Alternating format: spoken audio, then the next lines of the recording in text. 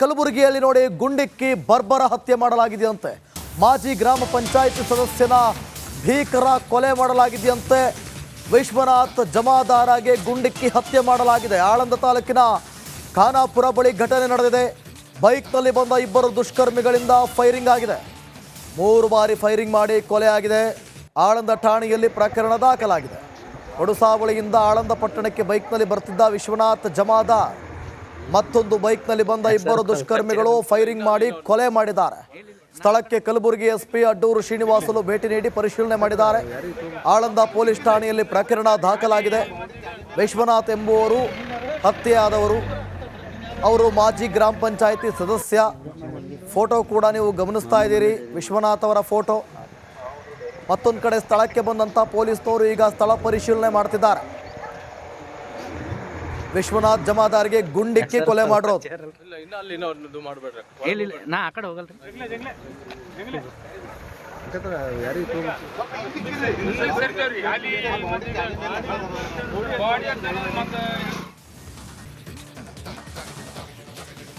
ಮೂಡಾದ ಮತ್ತೊಬ್ಬ ಅಧಿಕಾರಿ ಎತ್ತಂಗಡಿ ಆಗಿದೆ ಅನ್ನುವಂಥ ಡೀಟೇಲ್ ಸಿಗ್ತಾ ಇದೆ. ಮೂಡ ವಿಶೇಷ ಭೂಸ್ವಾಧೀನ ಅಧಿಕಾರಿ ವರ್ಗಾವಣೆ ಆಗಿದ್ದಾರಂತೆ. ಮಂಜುನಾಥ್ ಆರ್ ವರ್ಗಾವಣೆಗೊಳಿಸಿ ಆದೇಶವನ್ನು ಹೊರಡಿಸಿದ್ದಾರೆ. ವಿಶೇಷ ಭೂಸ್ವಾಧೀನ ಅಧಿಕಾರಿಯಾಗಿ ವರ್ಗಾವಣೆ ಆಗಿರೋದು. ಕಬಿನಿ ಜಲಾಶಯ ವಿಶೇಷ ಭೂಸ್ವಾಧೀನ ಅಧಿಕಾರಿಯಾಗಿ ಆತನನ್ನ ವರ್ಗಾವಣೆ ಮಾಡಲಾಗಿದೆ.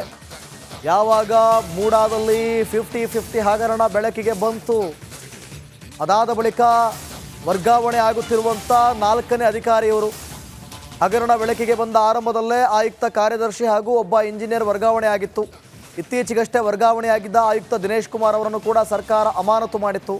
ಅಮಾನತು ಬೆನ್ನಲ್ಲೇ ಮಂಜುನಾಥನ್ನು ಈಗ ಎತ್ತಂಗಡಿ ಮಾಡಲಾಗಿದೆ. ಇವರನ್ನು ಕಬಿನಿ ಜಲಾಶಯ ಇಲ್ಲಿ ವಿಶೇಷ ಭೂಸ್ವಾಧೀನ ಅಧಿಕಾರಿಯಾಗಿ ಅವರನ್ನು ವರ್ಗಾವಣೆ ಮಾಡಲಾಗಿದೆ. ಕಬಿನಿ ಜಲಾಶಯಕ್ಕೆ ಸಂಬಂಧಪಟ್ಟಂತೆ ಅವರಿನ್ನ ಕೆಲಸ ಮಾಡಬೇಕಾಗುತ್ತೆ. ಮೂಡಾದ ಮತ್ತೊಬ್ಬ ಅಧಿಕಾರಿ, ಈಗಾಗಲೇ 3 ಜನ ಅಧಿಕಾರಿಗಳನ್ನು ಎತ್ತಂಗಡಿ ಮಾಡಲಾಗಿದೆ.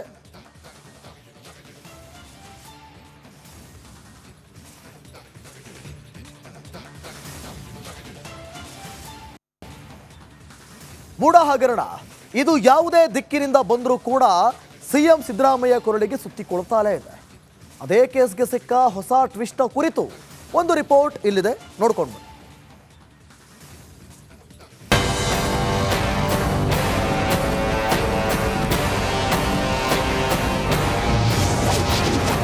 ಯಾರದೋ ಸೈನ್ ಇನ್ಯಾರಿಗೋ ಸೈಡ್. ಮೂಡ ಹಗರಣಕ್ಕೆ ಮತ್ತೊಂದು ಬಿಗ್ ಟ್ವಿಸ್ಟ್. ರಿಪಬ್ಲಿಕ್ ಕನ್ನಡದಲ್ಲಿ ಎಕ್ಸ್ಕ್ಲೂಸಿವ್ ರಿಪೋರ್ಟ್.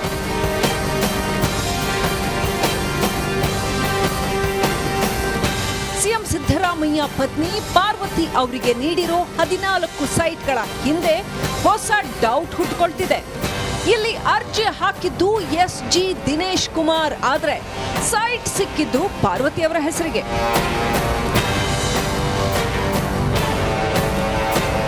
ಹೌದು, ಮೂಡ ಹಗರಣದ ಜಾಡು ಬೆನ್ನತ್ತಿದ ರಿಪಬ್ಲಿಕ್ ಕನ್ನಡಕ್ಕೆ ಮತ್ತೊಂದು ಎಕ್ಸ್ಕ್ಲೂಸಿವ್ ಮಾಹಿತಿ ಸಿಕ್ಕಿದೆ. 2022ರ ಜನವರಿ 14ರಂದು ಪಾರ್ವತಿ ಸಿದ್ದರಾಮಯ್ಯ ಹೆಸರಿನಲ್ಲಿ ಮೂಡಾಗೆ ಅರ್ಜಿ ಸಲ್ಲಿಕೆ ಮಾಡಲಾಯಿತು.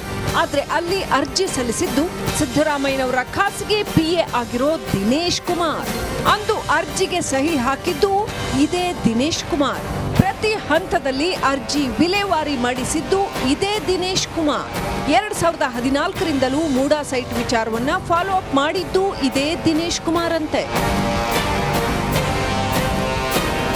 ಈ ಬಗ್ಗೆ ಸಾಮಾಜಿಕ ಕಾರ್ಯಕರ್ತ ಗಂಗರಾಜು ಸರ್ಕಾರದ ಮುಖ್ಯ ಕಾರ್ಯದರ್ಶಿ, ನಗರಾಭಿವೃದ್ಧಿ ಇಲಾಖೆ ಕಾರ್ಯದರ್ಶಿಗೆ ಕಂಪ್ಲೇಂಟ್ ಕೊಟ್ಟಿದ್ದಾರೆ. 14 ನಿವೇಶನಗಳ ಖಾತೆ ರದ್ದುಪಡಿಸಿ ತಪ್ಪಿತಸ್ಥರಿಗೆ ಶಿಕ್ಷೆ ವಿಧಿಸುವಂತೆ ಒತ್ತಾಯಿಸಿದ್ದಾರೆ. ಶ್ರೀಮತಿ ಪಾರ್ವತಿಯವರು ಹೆಸರಿನಲ್ಲಿ ಪಾರ್ವತಿ ಹೋಮ್ ಸಿದ್ದರಾಮಯ್ಯ, ಶ್ರೀ ಸಿದ್ದರಾಮಯ್ಯ, ಮೈಸೂರು ಆಯುಕ್ತರು, ಮೈಸೂರು ನಗರಾಭಿವೃದ್ಧಿ ಅಧಿಕಾರ ಇವರಿಗೆ ಅರ್ಜಿ ಕೊಡ್ತಾರೆ. 14/1/2022 ಏನಕ್ಕೆ ಖಾತಾ ನೋಂದಣಿ ಮಾಡಿಕೊಡುವ ಬಗ್ಗೆ ಅಂತ ಹೇಳ್ಬಿಟ್ಟು ಒಂದು 13 ನಿವೇಶನಗಳದ ನಂಬರ್ಗಳು ಹಾಕ್ತಾರೆ. 14 ಇರೋದು ಬರೀ 13 ನಂಬರ್ ಹಾಕ್ತಾರೆ, 13 ನಿವೇಶನಗಳ ನಂಬರ್ ಹಾಕ್ತಾರೆ. ಇಲ್ಲಿ ಸಹಿ ಮಾಡಿರೋದು ಯಾರು ಸರ್? ಪಾರ್ವತಿಯವರೆಲ್ಲ ಸಹಿ ಮಾಡಿರೋದು. ಇದು ಎಸ್ಜಿ ದಿನೇಶ್ ಕುಮಾರ್. ಇದೇ ದಿನೇಶ್ ಕುಮಾರು ಸಹಿ ಮಾಡಿರೋದು. ದಿನೇಶ್ ಕುಮಾರ್ ಅಂದರೆ ಯಾರು ಅಂತ ಹೇಳ್ಬಿಟ್ಟು ಯಾರಿಗೂ ಗೊತ್ತಿರಲಿಲ್ಲ ಇಲ್ಲಿವರೆಗೂ. ನೋಡಿ, ಇದೇ ಎಸ್ ಜಿ ದಿನೇಶ್ ಕುಮಾರ್ ಬೀನ್ ಜಿ ಗಂಗಾಧರಯ್ಯ ನೋಡಿ ಇವರು ಫೋಟೋ. ಇವರು ಸಿದ್ದರಾಮಯ್ಯವರ ಖಾಸಗಿ, ಮೈಸೂರಿನ ಖಾಸಗಿ ಪಿ.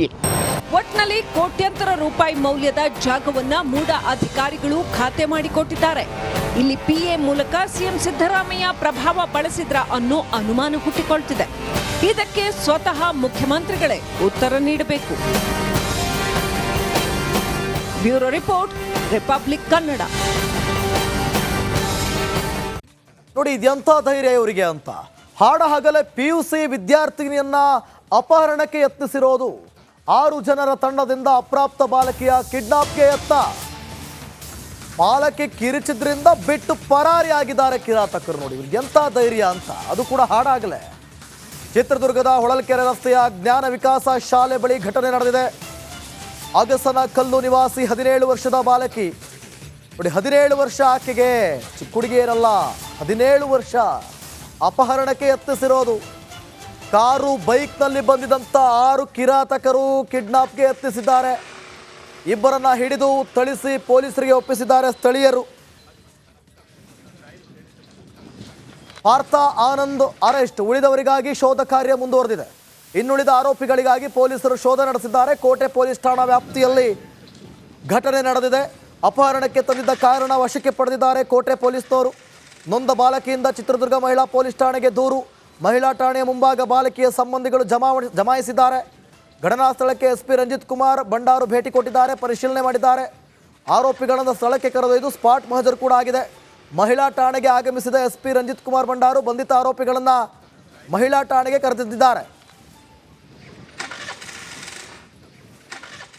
ಇನ್ನು ಮೈನರ್ ಹುಡುಗಿ 17 ವರ್ಷದ 7 ತಿಂಗಳು ಇನ್ನು ಅವಳು ಕಾಲೇಜ್ ಮುಗಿಸ್ಕೊಂಡು ಬರ್ತಾ ಇರ್ಬೇಕಾದ್ರೆ ಇಲ್ಲಿಂದ ಗರ್ಲ್ಸ್ ಜೂನಿಯರ್ ಕಾಲೇಜಿಂದ ಇವತ್ತು ಈ ಹಬ್ಬಗಳದ್ದು ಸಮಸ್ಯೆ ಇರೋದ್ರಿಂದ ಆಟೋ ಇರಲಿಲ್ಲ, ನಡ್ಕೊಂಡು ಬಂದಿದ್ದಾಳೆ. ಈ ಜ್ಞಾನ ವಿಕಾಸ್ ಸ್ಕೂಲ್ ಹತ್ರ ಅವಳಿಗೆ ಸ್ವಲ್ಪ ಸಂಶಯ ಆಗಿದೆ, ಏನೋ ಫಾಲೋ ಆಗೋ ಥರ. ಆದರೂ ಅವಳು ಅಷ್ಟೇನು ಇದು ಮಾಡ್ಕೊಂಡಿಲ್ಲ, ನಡ್ಕೊಂಡು ಬಂದಿದ್ದಾಳೆ ಇನ್ನೇನು ಮನೆ ಹತ್ರ ಅಂತೇಳಿ. ಅಲ್ಲಿ ಏನಾಗಿದೆ, ಬಂದು ಕಾರಲ್ಲಿ ಈಕೋ ಕಾರ್ ವ್ಯಾನ್ ಬರುತ್ತಲ್ಲ, ಆ ಕಾರಲ್ಲಿ ಬಂದು ಅಡ್ಡ ಹಾಕ್ಬಿಟ್ಟು ಅವಳಿಗೆ ಕೈ ಹಿಡಿದು ಎಳೆದು ಅವಳಿಗೆ ಕಾರಲ್ಲಿ ಎಳ್ಕೊಂಡು ಹೋಗೋಂಗೆ ಇದು ಮಾಡಿದ್ದಾರೆ. ಅದು ಮಾಡಿ ಕಿರ್ಚಾಡ್ಬಿಟ್ಟಿದ್ದಾಳೆ ಹುಡುಗಿ. ಕಿರ್ಚಾಡಿದ ತಕ್ಷಣ ಯಾಕೋ ದೇವ್ರ ದಯೆಯಿಂದ ಒಂದು ಆಟೋ ಬಂದಿದೆ, ಅಪ್ರಾಪ್ತ ಆಟೋ, ಯಾರ್ದಂತ ಗೊತ್ತಿಲ್ಲ. ಅಪ್ರಾಪ್ತ ಆಟೋ ಬಂದು ಅವರು ಏನು ಮಾಡಿದ್ದಾರೆ, ಕೂರಿಸ್ಕೊಂಡು ಹೋಗಿ ಮನೆ ಹತ್ರ ಬಿಟ್ಟಿದ್ದಾರೆ. ಬಿಟ್ಟಾದಮೇಲೆ ಅವರ ತಂದೆ ಆಗಿದೆ, ಅದು ಜ್ಞಾನ ವಿಕಾಸ್ ಸ್ಕೂಲು ಇವ್ರದ್ದು, ಅದು ಸುನಿಲ್ ಸೊಸೈಟಿ ಇದೆಯಲ್ಲ ಅಲ್ಲಿ. ಸೊ ಇವತ್ತು ನಮ್ಮ ಚಿತ್ರದುರ್ಗ ವುಮೆನ್ ಸ್ಟೇಷನಲ್ಲಿ ಒಂದು ಪ್ರಕರಣ ದಾಖಲಾಗಿದೆ. ಇದರಲ್ಲಿ ಕಂಪ್ಲೇಂಟ್ ಬಂದುಬಿಟ್ಟು ಒಂದು ಅಪ್ರಾಪ್ತ ಬಾಲಕಿ, ಅವರು ಕಾಲೇಜಿಂದ ಮನೆಗೆ ಹೋಗುವಾಗ ಒಬ್ಬ ಏಕೋ ಗಾಡಿ ಡ್ರೈವರ್ ಅವರ ಕೈಯನ್ನು ಹಿಡಿದು ಎಳೆದಾಡು ಸ್ವಲ್ಪ ಅಸಾಲ್ಟ್ ಮಾಡಿದ್ದಾರೆ. ಈ ಸಂಬಂಧವಾಗಿ ಒಂದು ಪ್ರಕರಣ ದಾಖಲಾಗಿದೆ. ಇದರಲ್ಲಿ ಡ್ರೈವರು ಮತ್ತು ಆತನ ಜೊತೆ ಇದ್ದ ಇನ್ನೊಬ್ಬ ವ್ಯಕ್ತಿ ಇಬ್ಬರನ್ನು ಅರೆಸ್ಟ್ ಮಾಡಿದ್ವಿ. ಒಂದು ಪ್ರಕರಣ ದಾಖಲು ಮಾಡಿಸ್ಕೊಂಡಿದ್ವಿ ಪೋಕ್ಸೋ ಅಡಿಯಲ್ಲಿ. ಸೊ ಇವತ್ತು ನಮ್ಮ ಚಿತ್ರದುರ್ಗ ವುಮೆನ್ ಸ್ಟೇಷನಲ್ಲಿ ಒಂದು ಪ್ರಕರಣ ದಾಖಲಾಗಿದೆ.